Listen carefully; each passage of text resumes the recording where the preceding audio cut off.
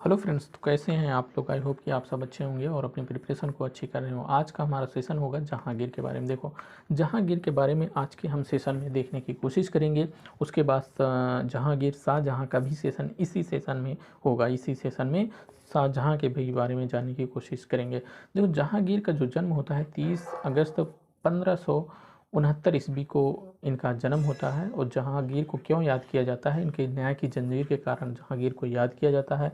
जहांगीर ने जो जंजीर बनवाई थी, जंजीर सोने की बनी थी ये जंजीर, और जो आगरा के किले के शाहबुर्ज एवं यमुना तट पर स्थित पत्थर के खंभे में लगाई गई थी यह जंजीर। और इसके बाद हम देख लेते हैं नूरजहां के बारे में, थोड़ा जानने की कोशिश करें। नूरजहां कौन थी? नूरजहां जो ईरानी निवासी मिर्जा गयास की पुत्री थी। कौन? नूरजहां। इनका वास्तविक नाम था, नूरजहां का वास्तविक नाम था मेहरुनिसा था।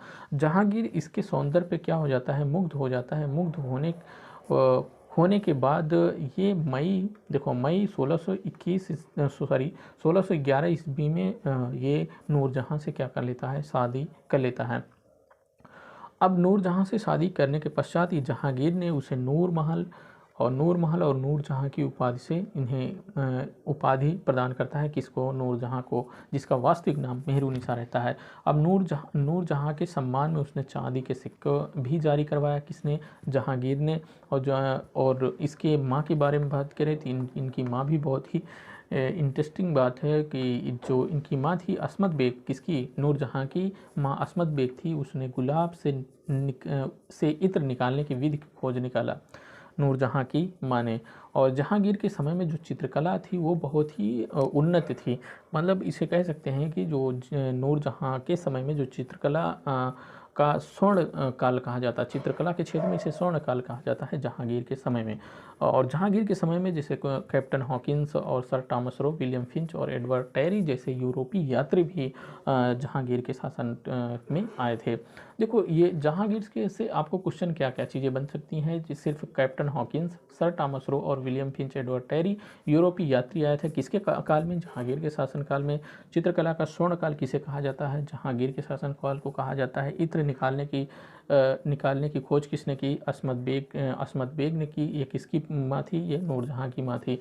ये इतना क्वेश्चन यहाँ से पूछा जाएगा। और जहांगीर को क्यों याद किया जाता है? न्याय की जंजीर के कारण जहांगीर को याद किया जाता है।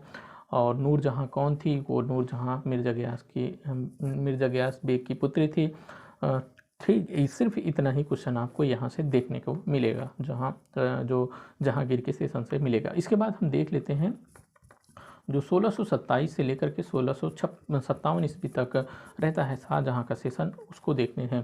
शाहजहां का शासन रहता है 1627 से लेकर के 1657 ईस्वी तक। जहांगीर के शासन के बाद ये शाहजहां का सत्ता पर बैठता है। और सत्ता पर बैठने के बाद शाहजहां से जो इम्पोर्टेंट चीज़ें हैं उनको देखते हैं। जैसे इनकी अपनी बेगम थी कि कौन? इनकी बेगम थी मुमताज़ महल। मुमताज़ महल की याद में इन्होंने ताजमहल का निर्माण करवाया, उनकी कब्र पर, जो आगरा में स्थित है। और उस्ताद ईसा ने ताजमहल की रूपरेखा तैयार की। कौन? उस्ताद रूपरेखा मतलब नक्शा तैयार करने का काम कौन किया? उस्ताद ईसा ने। और अहमद लाहौरी ने क्या किया? इसका निर्माण किया। किसका? ताजमहल का।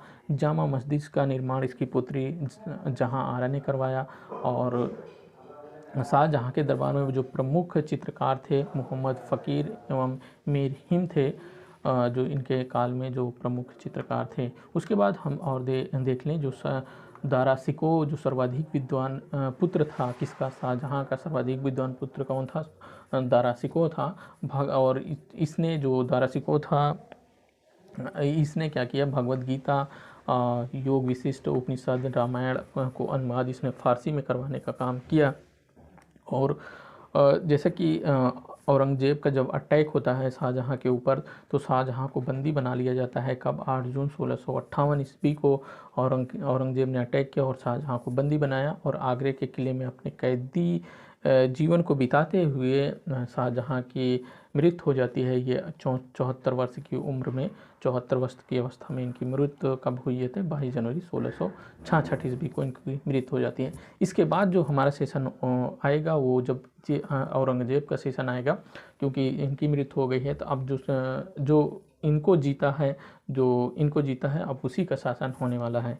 तो चलिए गाइस, इस सेशन में जो इम्पोर्टेंट चीज़ें हैं उन चीज़ों को देखने की कोशिश की, और आप बहुत ही अच्छे से हमारे वीडियो को देख रहे होंगे, आपको फैक्ट चीज़ें आपको मिल रही होंगी। तो चलिए गाइस, इस वीडियो में इतना ही, और अगले वीडियो में फिर मिलते हैं, तब तक के लिए जय हिंद।